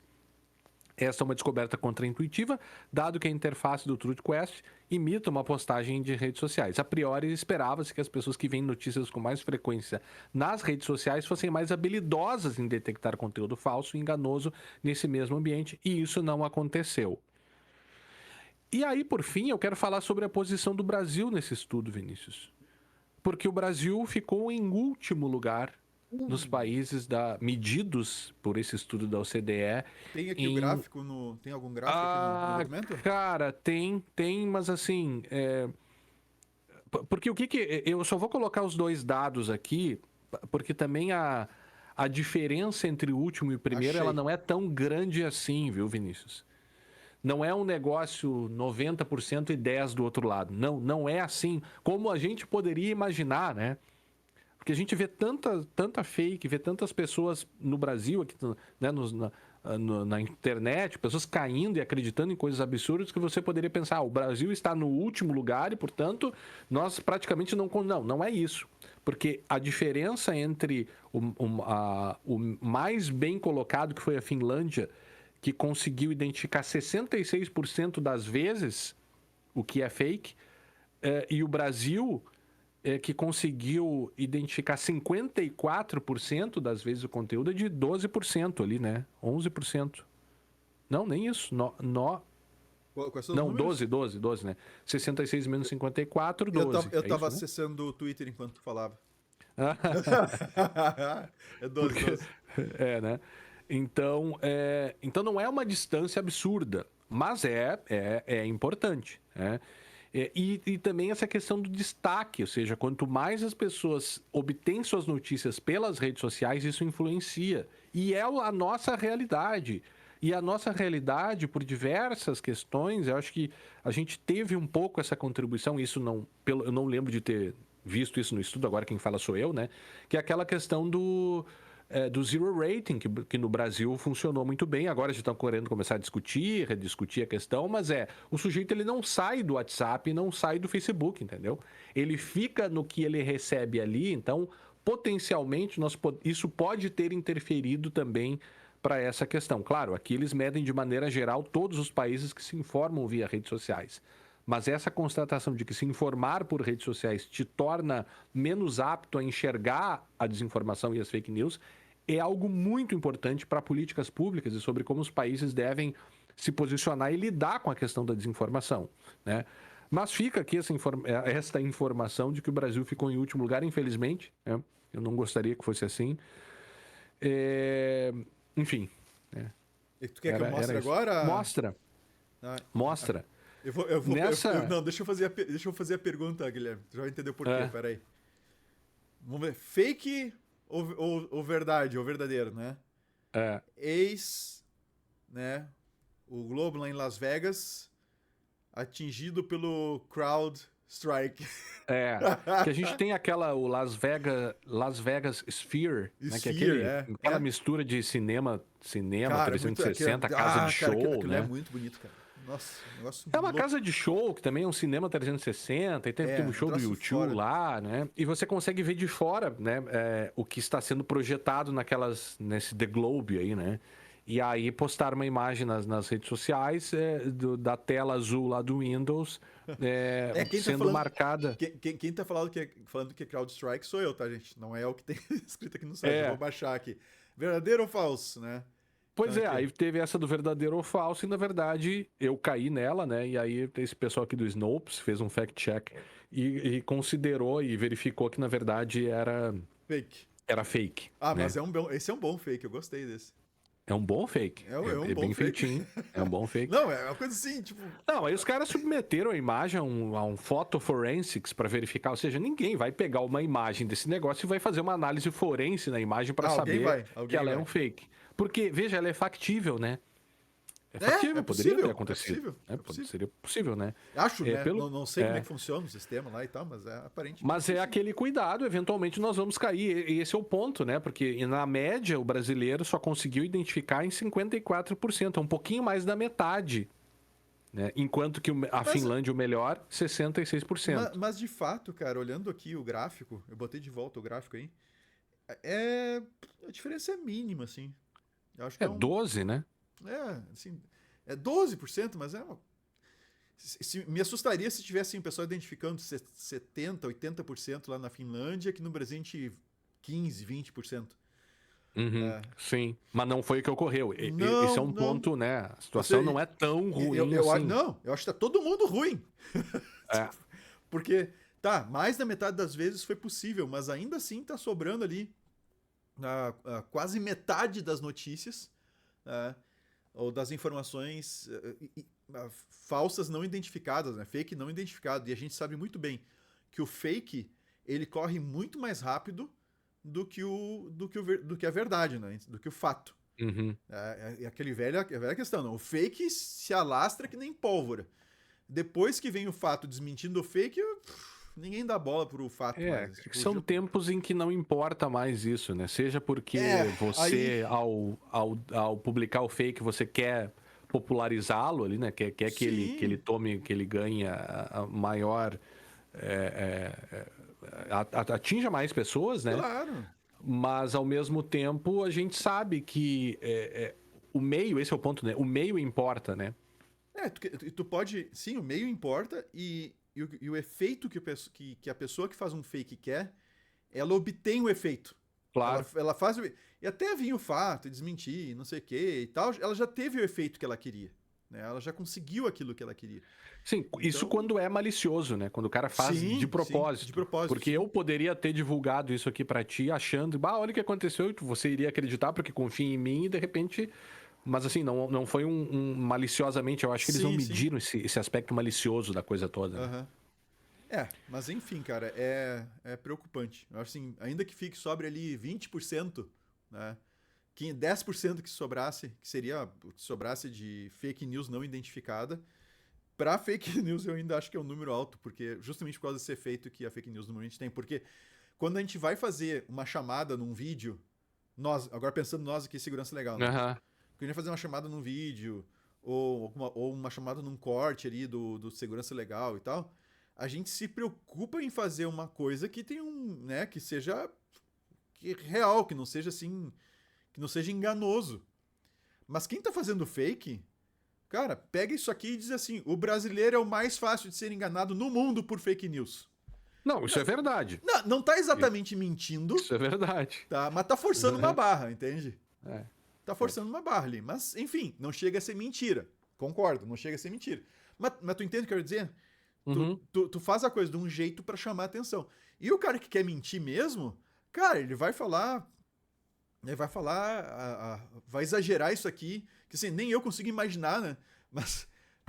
Vamos supor que o cara fosse mentir muito, quer dizer assim, o brasileiro, para variar, está muito abaixo da média mundial de quem consegue identificar uma verdade ou não na internet. E o que não é verdade, aí tá mentindo já também, né? Já tá mentindo, porque a gente já viu pela média ali que a gente tá bem perto da média. Mas enfim, cara, é o problema do fake, do fake news e dos fatos e é complicado, eu diria assim, é complicado. Mesmo pra TI aí, mesmo a gente tem situações aí que a gente não consegue nem mais discutindo. Mas tudo bem. Café expresso e café frio eu não sei, Vinícius. Eu sei. Fazer? Meu café frio vai pra CrowdStrike, que fez um strike na Crowd. Sim, a minha também. A minha também. Claro, óbvio. Fez um strike na Crowd. Lembrando que nós temos que aguardar ainda para ver o que aconteceu, né? E os efeitos disso. O que se tem até o momento é atualização, um driver, uma atualização de um driver que foi enviado pela CrowdStrike para os sistemas que estavam rodando o CrowdStrike e que, por causa desse driver pifado, a máquina não bootava mais e dava a tela azul. Tanto que a solução é apagar um dos arquivos lá e botar de novo, em algumas situações até 15 boots. Então, o café frio vai para eles.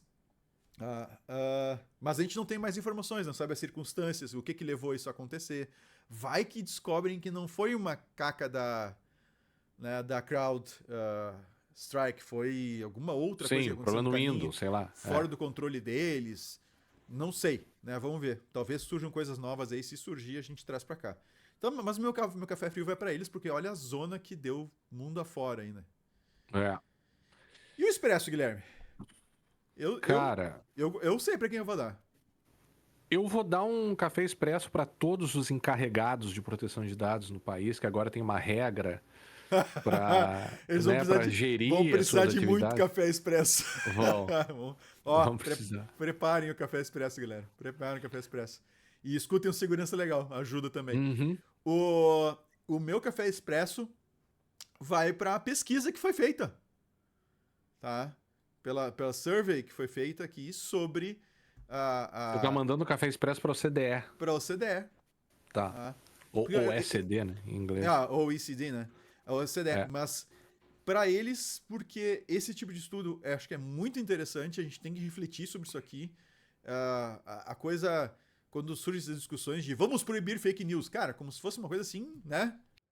Fácil de fazer, Não né? é bem proibir, né? Não, Mas assim, não, regular, eu evitar, quero dizer, combater, regular, etc, né? regular as Mas redes, na verdade. eu acho que a gente resolve mais fácil essas coisas quanto mais informação a gente tiver sobre essas coisas, né? E fazer esse tipo de levantamento aqui, eu acho que é algo bem importante que o CDS se propôs a fazer. Acho que é legal. Gostei. Café expresso para eles. Eu vou ler o relatório. Tá bom. Não é aquela leitura mais agradável, assim, mas boa sorte. Né? Valeu. Mas 47 páginas só, não é nada assim. Ah, Não é um livro. 40. É. Não é um livro gigante, assim, que de repente Tá tu bom, não tá com muita paciência para ler. tá bom. Agradecemos aqueles e aquelas que nos acompanharam até aqui. Nos encontraremos no próximo episódio do Segurança Legal. Até a próxima. Até a próxima. Tá, beleza, Guilherme. A gente continua gravando aqui ainda mais uns minutinhos, enquanto a gente tá encerrando algumas coisas aqui. Uhum. Eu acho que eu tô sofrendo, não falei ali na gravação, mas o meu vídeo tá bom pra você? Perfeito, não tem nem, Tá, não porque teve pra nenhum mim eu salto. tô. Tá zoado? Tá totalmente zoado o teu retorno aqui, sabe? Ah, cara, isso aí às vezes é o servidor do Discord. A gente. É que não dá pra trocar no meio do caminho, que a gente cai e volta, etc. Uhum, uhum. Mas, enfim. Mas tá tudo É, certo. eu tinha Ah, deixado de fora aqui, até para falar pro pessoal, não vamos comentar, mas tinha bastante coisa hoje, né? Tinham duas notícias aqui ainda, três sobre Vinícius. ah, Deepfake porn e como isso está sendo um problema cada vez maior, sobretudo para mulheres e meninas. Né? E aí um pouco essa questão que eu ia falar sobre o risco e sobre como a nossa sociedade permite que tu crie coisas que possam colocar muita gente em situações risco. de vulnerabilidade, né? Aham. Mas a IA é neutra e não sei o quê. Cara, tu até aí, né? Mas ao mesmo tempo, Não é. essa incapacidade de evitar certos ou controlar certos desenvolvimentos, né? Essa dificuldade que a nossa sociedade atual tem em prol desse pretenso benefício que ainda não está sendo muito bem medido, benefícios e malefícios da coisa toda. O fato é que passou a ser um problema. Deepfake porn agora, né? E também um pouco essa questão dos ganhos substanciais, né? Tem um economista francês, o Antonin Bergeot, que ele Essa fez pronúncia aí uma. ficou. Antonin. Como é que é? Antonin. Mas você tá né, fazendo mocking O aí café do meu acabou, cara. O café francês. acabou. Eu tô livre agora pra fazer o que eu quiser. Vai lá. E aí ele basicamente está dizendo que tem sim profissões ameaçadas, isso mudou ao longo dos últimos, do pouco tempo que já veio a IA, né? Então ele trouxe aí para esse rol contabiliza, os contadores, o pessoal de telemarketing vão ser os mais afetados. E tu tem entre os menos expostos, diz esse estudo dele, estão enfermeiros, cabeleireiros e profissões de construção civil. E os próprios advogados que pretensamente se tinha colocado como um grupo blindado, ele diz que agora há mais dúvidas sobre como advogados, arquitetos e jornalistas, né? Assim como os arquitetos e os jornalistas, os advogados teriam, né? Então ele apresentou esse estudo dele no Fórum BCE. Isso é uma reportagem lá de Portugal, né? E aí, eu até fui atrás de um estudo que ele coloca sobre a questão de como que a gente vai ter que avaliar esse grau de possibilidade de automatização que cada atividade, né, que cada profissão tem. Cara, Né? e nós vamos ter. A gente tem isso. Tem uma coisa que eu vou compartilhar com vocês aqui que me chamou a atenção. Eu não vou, obviamente, eu não vou dar muitos detalhes, tá? Porque eu não vou citar nomes aqui, tá? Uhum. Mas uma pessoa me relatou, e não fui eu, não é aquela coisa, tem um amigo Sim, um que. amigo meu, sim, É um sim, sim. amigo meu, mas não fui eu. Mas sim, tem uma pessoa que me relatou o seguinte: ela precisava de um laudo técnico numa determinada área, que ela não tem nenhum conhecimento, é zero, tá? Ela não tem Uhum. nenhum conhecimento. Mas ela usou. Ela tinha as informações que precisava constar no laudo, e ela usou o ChatGPT para fazer o laudo. Uhum. E o ChatGPT fez o laudo, E aí essa pessoa levou para alguém da área que poderia assinar aquele laudo, tá? Que teria. Uhum. E essa pessoa analisou o laudo e disse: não, tá perfeito. E assinou o laudo, Uhum. tá? Então, tu percebe que tu tens, assim, esse risco. Eu não tô dizendo o risco de dar errado, eu não tô falando isso, tá? Tô falando no momento que um leigo num dado assunto consegue fazer um laudo técnico que, ah, que uma pessoa que é realmente, que é quem pode assinar esse tipo de coisa, ah, ah, assina sem problemas, dando aval em tudo que tá ali, leu e tal, e assina e concorda com aquilo que tá ali. Esse emprego tá em risco, tu não acha? Assim, Claro. essa parte assim, do escrever. Claro que a questão técnica do cara ir lá, avaliar, etc., é outra questão. Né? E se é legal ou não fazer isso que eu acabei de descrever, né? É outra questão também. Mas me parece que esse cara vai sumir, entende? Aham. Mas aí seria uma outra notícia ainda que eu tinha Ah, também anotado aqui, é que lá em Portugal, o ganhador do prêmio Pessoa, né, do ah. Fernando Pessoa, né? O prêmio Pessoa. Pessoa 2023 Não, foi um cara da pessoa. igreja. Tu tem que falar Oi? pessoa. Tu pronunciou em francês antes, tu vai ter que falar pessoa. Pessoa. O prêmio Pessoa, né? Que quem ganhou foi um cara da igreja. Cardeal Dom José Tolentino Mendonça. Mas ele falou uma coisa, e aí, claro, o podcast Segurança Legal, ele não tem religião nenhuma, né? Ele é que nem o Estado, o podcast É, Segurança é laico. o podcast não tem religião, é verdade. Mas eu não quero fazer proselitismo aqui de falar de um Aham, cara da igreja católica, é isso que eu quero dizer, né? aham, Mas assim, o fato de ele ser da igreja, né, não significa que a gente não possa olhar para o que ele diz e avaliar, né? aham. Criticamente. Eu acho que ele foi muito feliz ao dizer, ele disse a seguinte frase: não podemos simplesmente delegar o futuro nas mãos de um processador de algoritmos. Por quê? Basicamente, Por é quê? óbvio, né? Por quê? Mas ele continua Ah, depois dizendo que a inteligência artificial, para estar realmente ao serviço das pessoas, deve ser associada a uma inteligência que não é apenas a das máquinas, mas é a multímoda inteligência humana que torna, por exemplo, possível em nós o espanto e a poesia, a gratidão e o perdão, a alegria, a compaixão ou o amor. Colocado de outra forma, de uma forma mais laica, eu diria, é uma tecnologia que deve observar também o cuidado humano, né? O aham. bem-estar humano, colocando a pessoa no centro das preocupações, né? Que é o famoso princípio na inteligência artificial, o princípio da centralidade da pessoa humana. A pessoa deve estar. Ao Olha só que mesmo legal. tempo. Eu estou falando em É, pessoa e nem me dei conta que o nome do prêmio é Prêmio Pessoa, né? Claro, lá sim. para o Fernando Pessoa, mas no final das contas as duas pessoas se encontraram aqui no final dessa Mas sabe reflexão. que isso é muito bonito, eu concordo. Tá? E não por ser católico, porque eu não sou católico, Aham, aham. mas, mas eu acho que, infelizmente, cara, enquanto não tiver uma mudança de postura, assim, e é uma coisa meio utópica, tá? O que eu vou colocar. É, das pessoas, ou de quem tem condições de fazer essas coisas acontecerem ou não, Aham. eu acho que vai ficar só no blá blá blá. Por quê? Como é que tu acha que alguém que, que acha que as pessoas têm que trabalhar para além da carga horária delas, que senão se elas são vagabundas, ou se elas não têm, ou não querem nada da vida, sabe? Aham. Sabe essa visão de que tem que morrer trabalhando? Por exemplo, isso é um Sim. exemplo só que eu tô pegando, tá? Ou que tu pode desrespeitar os horários de descanso das pessoas e fazer elas trabalharem final de semana porque tu tem que atingir a meta e se nós Uhum. queremos todos sermos felizes, nós temos que ganhar bastante dinheiro e nos acabar trabalhando para um dia ter riqueza e poder ostentar e não sei o quê. Enquanto tiver esse pensamento, eu fico imaginando o que eles vão fazer com a IA. Porque essa galera. não, os que ficam em evidência não são todos, né? Os Uhum. que dão. Aqueles poucos que dão certo e ficam em evidência, né, que defendem esse tipo de tese, vão ter condições de usar a IA para tornar a vida dos outros mais miserável, saca?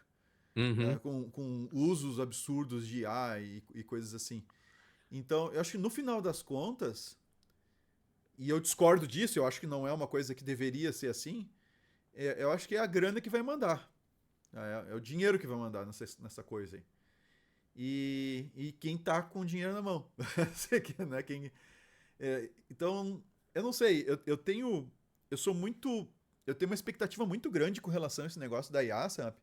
De Aham. verdade, assim, pessoal, assim mesmo, eu tenho uma esperança de que a IA, de alguma forma, possa ser bem aplicada e nos traga mais bem-estar, melhor acesso, por exemplo, a atendimento médico, acesso a informações de maior qualidade, né, e talvez opções de onde falta instrução, que a IA possa ajudar nesse processo de instrução. Então, eu acho que tem muita coisa que a IA pode nos ajudar, assim, tem um potencial de coisas legais, assim, muito grande, é o que eu acho. Por É, outro lado, eu acho que a gente pode botar, sim, tudo isso a perder, ou isso até ficar em segundo plano, a depender de quem vai de quem vai dar o ritmo da marcha, sabe? De quem tem condições mas a gente sabe quem vai dar o ritmo, de né? direcionar essas coisas. Então, A gente sabe quem vai dar o ritmo. Esse é o ponto, né? Tinha uma outra notícia ainda que era como os trabalhadores que treinam IA, eles são assim, as condições muito terríveis, trabalho precário, indigno, acabam com os caras. Esses trabalhadores assim que ficam, por exemplo, tagueando conteúdo de IA, treinando, né? Ou seja, dando aquele feedback que às vezes é necessário ah, dar para o aprendizado de máquina, né? sim. E aí, basicamente, um estudo também que mostra que o trabalho dos caras é desumanizante. E pior, Ah. eles ainda acabam pegando pessoas marginalizadas, Tu já minorias, pensou? migrantes. Tu já pensou? Agora eu tô dando uma viajada, tá? Mas, por exemplo, a interface cérebro-máquina, Uhum, tá? Que a gente fica pensando nessas interfaces de como uma forma do cérebro da gente conseguir controlar o computador ou receber informações, etc. uhum, Tu já pensou, cara, na hora que tu puder usar essa interface para não para ti se utilizar de alguma coisa que tá fora, tá? uhum. Mas para alguma coisa que tá fora, no caso uma IA, utilizar teu cérebro para ela ser treinada. Meu, Ah, claro. agora dei Mas uma isso. viajada. Já pensou? Não, mas isso já está acontecendo, cara. É. Isso já está acontecendo, não diretamente uma interface de cérebro, mas a grande busca agora que o Meta, por exemplo, e toda essa questão da NPD que teve aqui, aquela É. decisão Vai falando que eu tô provisória, ouvindo, vai né? falando que eu tô ouvindo. É Aham. aquela decisão provisória de chegar e se interromper provisoriamente lá o treinamento da IA da Meta com os dados das redes sociais, é que o que se quer cada vez mais é buscar as interações pessoais que as pessoas têm. Não é só Aham. varrer a internet em fórum, que já pega informação, é Aham. você ir mais fundo ainda. Né? Ou seja, a busca de todas essas empresas é quem vai conseguir, sim, usar todos os dados pessoais de forma, vejam, de forma descontrolada, que é o que eles querem. Aham. Né? E aí eu tenho uma disparidade entre ética e aí volta um pouco naquela história do cara lá do banco, né? Ah, vamos fazer de qualquer jeito e tal. Infelizmente, essas coisas estão acontecendo também na IA, Sim. nas desenvolvedoras de IA que estão sim violando ao redor do mundo leis de proteção de dados e regras até mesmo éticas, né? Aham. E essa coisa, no final das contas, aí para a gente já ir terminando, desde a década de 60, você tem sociólogos, né? É, o próprio 1984 fala um pouco sobre isso, né? Sobre como a tecnologia pode tornar uma sociedade totalitária, né? São o papel da tecnologia na vigilância e tudo mais. Então, é claro que tem benefícios, óbvio, né? A gente reconhece os benefícios, mas aqui Tudo tem um potencial positivo e negativo, né, cara? Tudo tem. Quase tem tudo tem. coisas que mas É. assim, a questão é, a nossa sociedade ela é pronta, ela está pronta para colocar a centralidade da pessoa humana ou ela é uma questão de ver quem vai ganhar mais dinheiro às custas, Aham. né, da saúde mental ou do bem-estar de todo mundo? Esse é um ponto, né? Sim. Mas enfim, Então tá, o cara. mundo vai ser melhor com isso? Acho que essa é a pergunta no final das Minha contas. esperança é que sim. Minha esperança é que sim. Meu voto é que vai ser. Aos trancos e barrancos, vai ser. Tomara, cara. Cara, Tomara que seja certo. olha para trás, um século, 2 séculos atrás, olha os merda que a gente era em geral, assim, né? Claro que tinha um ponto de luz aqui e ali, né? Mas, cara, o ser humano era muito pior, cara. A gente Tu acha? melhorou, mas claro, a gente melhorou. Então, eu acho que tem. Talvez a gente não seja tão ruim como a gente era e talvez a gente consiga melhorar também. Então, considerando a estupidez que nós tínhamos, né, no passado, de novo, as luzes aqui e ali, mas a falta de instrução, as pessoas mais ignorantes, assim, sem acesso à educação, sem. Sistema público de educação é uma coisa, né, lá da França e tal, que não. É, foi uma inovação quando surgiu. Antes não tinha. Tipo, quem estudava é quem tinha, podia ter um preceptor. Uhum. É quem podia. Quem tinha o direito de estudar, ou de aprender e tal. Então, hoje a coisa, embora meio ruim, assim, a qualidade do que a gente tem, é, de maneira meio geral, assim, tem. Dá pra, Sim. dá pra melhorar, mas dá pra piorar bastante também. Então, assim, eu tenho uma esperança, cara, olhando assim historicamente o que nós tínhamos e onde nós estamos, eu tenho esperança de que a gente melhore as coisas e não use só pro mal, não faça só as coisas erradas, entende? Não use só para as Aham. coisas erradas, né? Assim, não é possível que a gente seja tão burro assim como humanidade, né? É o estado é como o estado de coisas e como o mundo se tornou, as forças de poder no mundo se colocam para buscar Aham. ou melhor, qual o objetivo que essas forças permitem que seja buscado, né? É, É, eu sei lá, vou. Vamos encerrando então, Guilherme. Eu vou vamos. encerrando pedindo desculpas pros nossos ouvintes. Eu tô meio resfriado, tá? E tô descabelado aqui, ó. Tô com uma cara de que eu posso ir pra cama tranquilamente, deitar assim e levantar, assim, só deitar e levantar. Sim, Ó, levantei agora. Mas eu tô muito arrebentado. Eu tava tirando minha câmera toda hora aqui porque tinha que espirrar e tal. Mas é isso aí, deu certo. Deu certo. tá bom. Vamos Semana lá. que vem, Guilherme, semana que vem eu vou estar disponível a partir de quinta-feira, então talvez a gente consiga gravar na sexta, Tá. tá? Mas já fica aí para os nossos ouvintes que pode ser que a gente não consiga, mas tudo indica que sim. E eu já avisei lá na live de terça-feira que essa terça-feira que vem não vai ter, com certeza, vai ter na outra. Tá? Eu já avisei o pessoal e já aproveito para avisar aqui de novo. Um abraço, pessoal. Valeu, valeu, um abração. Valeu.